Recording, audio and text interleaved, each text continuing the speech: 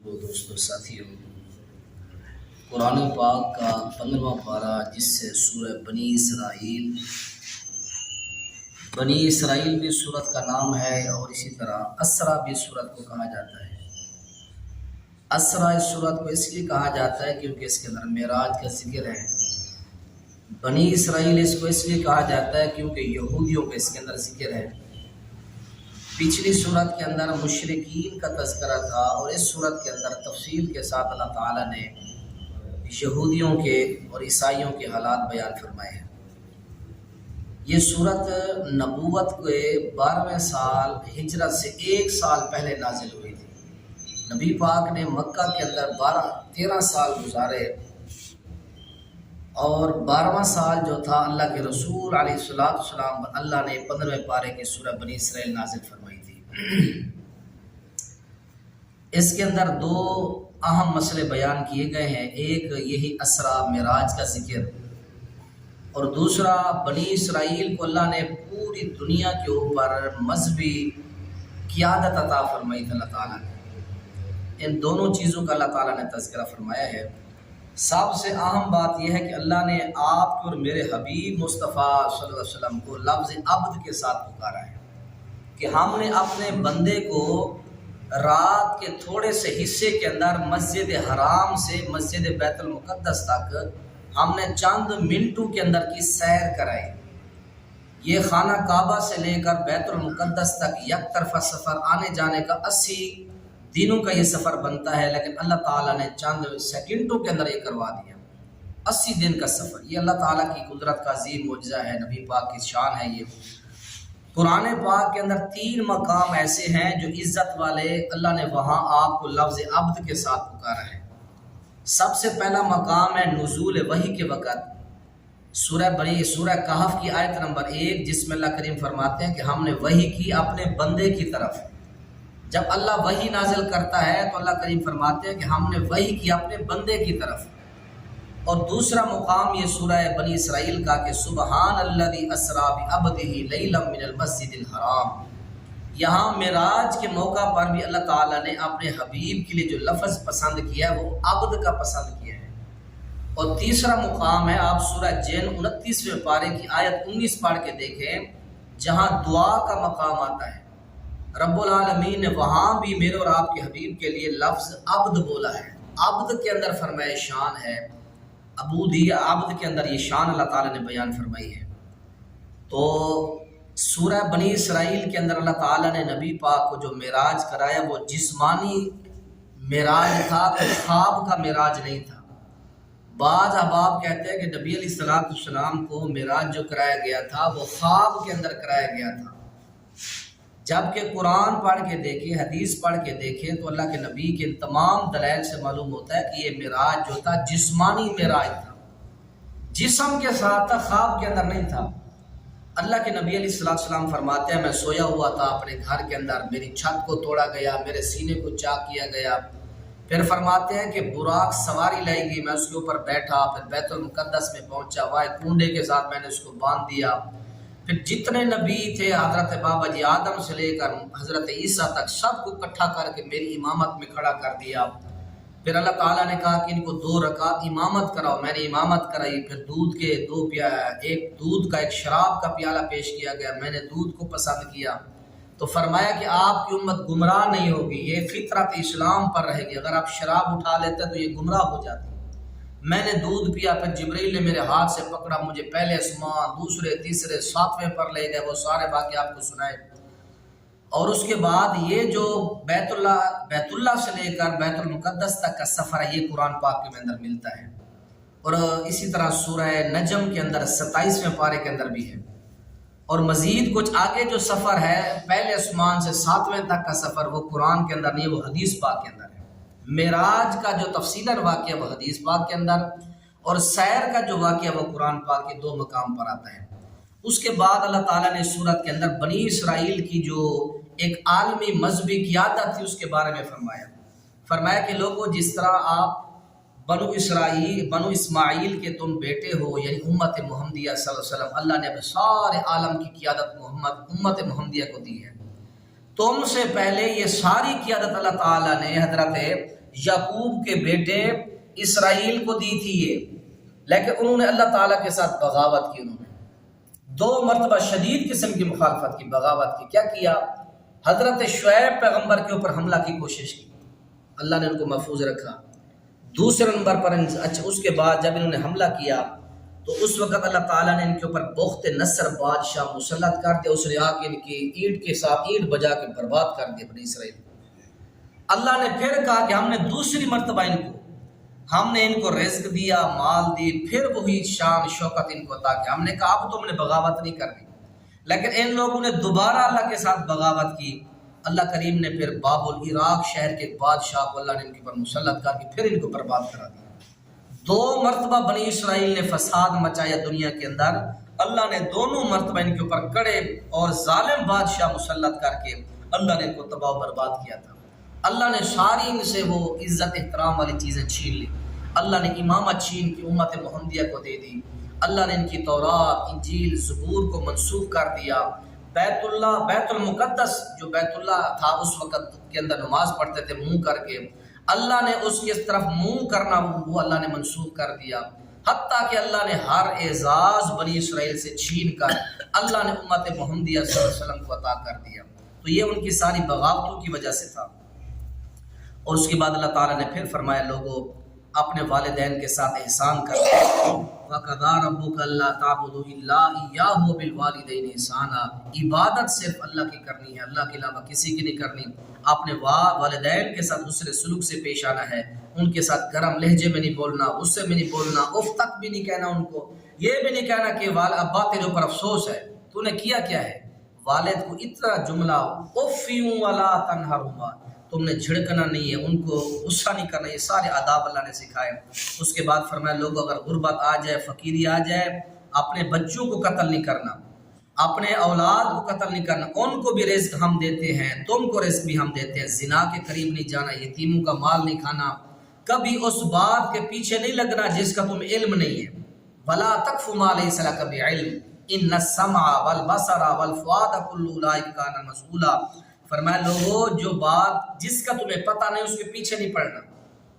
کل قیامت کے دن آنکھ کے بارے میں، کان کے بارے میں، دل کے بارے میں، ان تمام چیزوں کے بارے میں تم سے پوچھا جائے گا، تم نے ان کو غلط استعمال تو نہیں کیا۔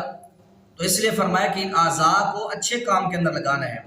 اس کے بعد اللہ تعالیٰ نے پھر آیت نمبر 76 کے اندر بیان فرمایا کہ مکہ والوں نے پیارے پیغمبر علیہ السلام کو نبوت کا جب 12واں سال تھا اس وقت اللہ کے نبی کی بیوی غمخوار، آپ کی مالدار دولت مند بیوی اماں خدیجہ فوت ہو گئی۔ یہ نبوت کا 12واں سال تھا۔ ان کے کچھ دنوں بعد آپ کے محبت کرنے والے سگے چچا ابو طالب بھی فوت ہو گئے، جو حضرت محمد رسول اللہ کے جو والد تھے حضرت عبداللہ، ان کے یہ ابو طالب سگے بھائی تھے، ایک ماں سے تھے، باقی جو بھائی تھے وہ دوسری ماں سے تھے۔ سردار عبد المطلب کے 2 بیویاں تھیں یا زیادہ تھیں، ان میں سے 10 لڑکے تھے، ان میں سے اللہ کے نبی کے والد اور سردار ابو طالب ایک ماں سے تھے، باقی جو تھے وہ 7-8 وہ دوسری ماں سے تھے۔ تو سردار ابو طالب جو تھے اللہ کے نبی سے اس لیے محبت کرتے تھے کہ میرے سگے بھائی کا بیٹا ہے محمد رسول اللہ، اس لیے ہر وقت اللہ کے نبی کو شام جب تجارت کے لیے جاتے تو اللہ کے نبی کو اپنے کندھوں کے اوپر اٹھا کے لے جاتے، ساتھ سلاتے، ساتھ کھلاتے، بڑی محبتیں کرتے۔ یہ دونوں محبت کرنے والے رشتے جو ہے وہ فوت ہو گئے 12 نبوت۔ جب یہ فوت ہوئے تو قبیلے کا سردار ابو لہب ظالم بن گیا۔ اس بدبخت نے سرداری سنبھالتے ہوئے سب سے پہلے یہ فیصلہ کیا عرب کے سارے قبیلے نوٹ کر لیں کہ میں اپنے قبیلے سے محمد بن عبداللہ کو خارج کرتا ہوں، جو آ کے میرے بھتیجے کو قتل کر لے ہم اس سے کوئی بدلہ نہیں لیں گے۔ اس لیے ہمارے عرب کی تہذیب کو، ہماری جو ہے قیادت کو ہمیں نقصان پہنچائے، جو مارنا چاہے مار لیں۔ تو اللہ کے نبی پھر طائف والوں کے پاس گئے کہ آپ لوگ مجھے پناہ دے دو۔ تو طائف والوں نے کہا ہم پناہ نہیں دے سکتے، سردار قریشی ناراض ہو جائیں گے۔ انہوں نے پناہ بھی نہیں دی اور ان بدبختوں نے اللہ کے نبی کے اوپر شدید جو ہے ظلم کیا، اتنا ظلم کیا حدیث پاک کے اندر آتا ہے، کتابوں کے اندر، کہ جسم سے خون بہہ بہہ کر جوتی کے اندر جم گیا، چلنا بھی دشوار ہو گیا۔ تو پھر اللہ تعالیٰ نے طائف کے پہاڑوں کے فرشتوں کو بھیجا کہ جاؤ اور ان کو جا کے کہو کہ محمد رسول اجازت دیں، مکے کا پہاڑ اور طائف کا پہاڑ دونوں کو ملا کے ان کو پیس دیتے ہیں، اجازت ہو تو آپ نے فرمایا نہیں، صبر کرے، اللہ ان میں سے ضرور میرے ماننے والے نکالے گا۔ 8 سال کے بعد وہ سارا طائف پہاڑ مسلمان ہو گیا۔ حضرت خالد حضرت محمد بن قاسم جیسے لوگ وہاں سے پیدا ہوئے، پھر آج تک طائف کے اندر اسلام کے نعرے بج رہے ہیں۔ تو اس لیے اللہ کے نبی علیہ السلام نے جب دیکھا کہ حالات مکہ کے بڑے خراب ہو رہے ہیں، تو اللہ کے نبی کو پھر نکالنے کی مکہ والوں نے آیت نمبر 76 کے اندر انہوں نے کوشش کی۔ اللہ نے یہاں مثال بیان کی، پیغمبر اگر یہ آپ کو مکہ سے نکالتے ہیں تو پھر رہنے میں نے بھی نہیں دینا مکہ کے اندر۔ پھر اللہ تعالیٰ نے آیت نمبر 76 سے آگے فرعون کی مثال دی۔ اللہ نے فرمایا کہ یاد رکھو بنے مکہ والو، نبی موسیٰ کو مصر سے فرعون نے نکالا تھا، یاد رکھو، پھر ہم نے ان کو بھی مصر سے نکال دیا تھا۔ ہم نے مصریوں فرعون کو اور اس کی ساری آل کو پانی کے اندر غرق کر کے تباہ کر کے پھر مصر کے تمام تر جائیدادوں، زمینوں، رقبوں کے مالک ہم نے ان غریب مسلمانوں کو بنایا تھا۔ یہی سیم ادھر بھی ہوا ہے مکہ کے اندر۔ اللہ کے نبی علیہ السلام کو پھر اللہ نے قیادت دیا 8 ہجری کے اندر، جب مکہ فتح ہوا، مکہ کی ساری زمین کے مالک اللہ کے نبی بنے، مکہ کے سارے دولت کے مالک اللہ کے نبی بنے۔ یہودیوں کو نکال دیا گیا، عیسائیوں کو نکال دیا گیا، مشرکین کو، جزیرہ عرب سے سبھی کافروں کو نکال کر صرف اللہ کے نبی باقی بچ گئے، مسلمان بچ گئے۔ اللہ نے اس بات کا تذکرہ کیا، اور اس کے بعد اللہ تعالیٰ نے آگے سورہ کہف کو بیان کیا ہے۔ سورہ کہف ایک غار کو کہتے ہیں۔ روم کا ایک شہر تھا جس کا نام تھا افسوس نامی ایک شہر تھا۔ اس کے اندر ایک مشرک دقیانوس بادشاہ تھا، بڑا ظالم بادشاہ تھا۔ حضرت عیسیٰ کے ماننے والوں کو کہتا تھا کہ میں نے شہر کے جو علاقے ہیں ان میں سے داخلی جو خارجی میں نے راستے بنائے ہیں، ان کے اوپر اس نے بہت اس طرح نصب کر دیے، اگر تم نے شہر میں انٹر ہونا ہے تو ان کو سجدہ کر کے، اگر ان سے نکلنا ہے تو پھر بھی سر جھکا کے سجدہ کر کے جانا ہے۔ حضرت عیسیٰ کے امتیوں نے کہا بھائی یہ ہم سے نہیں ہوتا ہے، تو جو کرنا ہے جا کر لیں۔ ربنا رب السماوات والارض لن ندعو من دونه، ہم اللہ کے علاوہ جو آسمان و زمین کا رب ہے اس کے علاوہ ہم کسی کو معبود مانتے نہیں۔ اس نے کہا پھر قتل کرو ان کو۔ یہ 8-9 نوجوان تھے، انہوں نے روم کا علاقہ چھوڑا، جا کے غاروں میں انہوں نے بسیرا کیا۔ اللہ نے پھر کئی 100 سال بعد جب ان کے پاس وہ پرانی کرنسی تھی، سکے تھے، کھانا لینے کے لیے آئے، تو لوگوں نے کہا یہ کرنسی تو بند ہو گئی ہے کئی 100 سال پہلے۔ انہوں نے پھر ان کو پکڑنے کے بعد پھر پیش کیا، تو وہ جو بادشاہ تھے اس وقت وہ مر گئے، انہوں نے تختیاں لکھوا کے اپنے عجائب گھروں میں حکومت کے حساب میں رکھ دیا تھا کہ اتنے نوجوان تھے، فلاں بلدیہ تھی، وہ گم ہو گئے ہیں، ملتے نہیں ہیں۔ پھر وہ چیزیں اٹھائی گئیں، دیکھی گئی، اس سال کے بندے آئے، اتنے 100 سال گزر گئے، اب یہ زندہ ہوئے ہیں۔ تو اس دور کے اندر ایک مسئلہ یہ بھی تھا کہ اس دور کے جو لوگ تھے مرنے کے بعد زندہ ہونے کے منکر تھے، اللہ نے اس بات کو بھی ثابت کیا ہے۔ پھر تھوڑی دیر کے لیے زندہ ہوئے، پھر اللہ نے پھر ان کو سلا دیا، پھر آج تک ان کی قبریں جو ہے وہ غار کے اندر بند کر دیے گئے، وہی سوئے ہوئے ہیں۔ تو ان کا تذکرہ ہے۔ تو اللہ کے نبی علیہ السلام نے اس سورت کی فضیلت میں فرمایا، مسلم شریف کے حدیث ہے، جو بندہ اس سورت کی پہلی 10 آیات حفظ کر لیتا ہے اللہ اس کو دجال کے فتنے سے محفوظ فرما لیتا ہے۔ اس کی 10 آیات یاد کر لینا، تعالیٰ محفوظ فرمائے گا فتنے سے۔ اور اس کے بعد اس سورت کے نزول کا مقصد یہ، اللہ کے نبی سے کافروں نے 3-4 سوال کیے، اے نبی ہمیں روح کے بارے میں بتائیں، روح کیا چیز ہے؟ وَيَسْأَلُونَكَ عَنِ الرُّوحِ، بتاؤ نا روح کیا ہے؟ روح کسے کہتے ہیں؟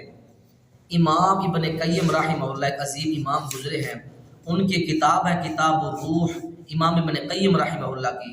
یہ عظیم شاگرد ہے امام ابن تیمیہ، انہوں نے کتاب لکھی، اس کے اندر مکمل روح کی تفصیل بیان کی ہے۔ روح ایک پھونکا ہوتا ہے، اللہ کی طرف سے ایک پھونکا جب نکلتا ہے تو انسان گیا ہے، اللہ نے وہ ڈالی ہوئی ہے۔ فرمایا جب رات کو سوتے ہو، وَهُوَ الَّذِي يَتَوَفَّاكُمْ بِاللَّيْلِ وَالنَّهَارِ، جب رات سوتے ہو اللہ تعالیٰ تمہیں فوت کر دیتا ہے، یعنی وہ نکل جاتی ہے، پھر اللہ ڈال دیتا ہے۔ تو یہ روح جو اللہ تعالیٰ کی طرف سے فرمایا کہ ان کے بارے میں اللہ نے اتنا بتایا ہے کہ وَيَسْأَلُونَكَ عَنِ الرُّوحِ قُلِ الرُّوحُ مِنْ أَمْرِ رَبِّي، یہ رب کا معاملہ، اس میں زیادہ باس نہ کرو، اللہ جانتا ہے روح کے بارے میں زیادہ۔ دوسرا سوال یہ اصحاب کہف کے بارے میں بتاؤ۔ تیسرا سوال ہے کہ ایک بادشاہ گزرا ہے، وَيَسْأَلُونَكَ عَنْ ذِي الْقَرْنَيْنِ، یہ قرنین ذوالقرنین کون تھا؟ اللہ کے نبی نے فرمایا کہ کل تمہیں جواب دیں گے، کل آ گئی، پرسوں ترسوں، حتیٰ کہ 15-16 دن گزر گئے، نبی پاک پریشان ہے، وہی نہیں آ رہی اوپر سے، اور یہ سوال پہ سوال کر رہے ہیں، اور جو سوال نہ آئے لوگ اس کے اوپر زیادہ زور دیتے ہیں کہ مولوی کو نہیں آ رہا، ذرا اس کو اور فورس کرو۔ اللہ کے نبی علیہ السلام بڑے پریشان ہیں۔ 16-17 دن کے بعد وہی آئی، فرمایا کہ ہم نے تاخیر اس لیے کی ہے، جب آپ کو پتہ مسئلے کا پتہ نہیں تھا تو آپ نے کیوں کہا میں کل بتاؤں گا؟ آپ نے انشاءاللہ نہیں کہا۔ آپ جب بھی کسی کو کوئی مسئلہ قرآن حدیث کا بتائیں، آپ کو علم نہ ہو، آپ یوں نہ کہا کرو کہ وَلَا تَقُولَنَّ لِشَيْءٍ إِنِّي فَاعِلٌ ذَلِكَ غَدًا، کہ میں ضرور کل کرنے والا ہوں، یہ نہیں کہنا آپ نے، إِلَّا أَن يَشَاءَ اللَّهُ، بلکہ آپ نے یہ کہنا ہے کہ انشاءاللہ میں کل بتاؤں گا۔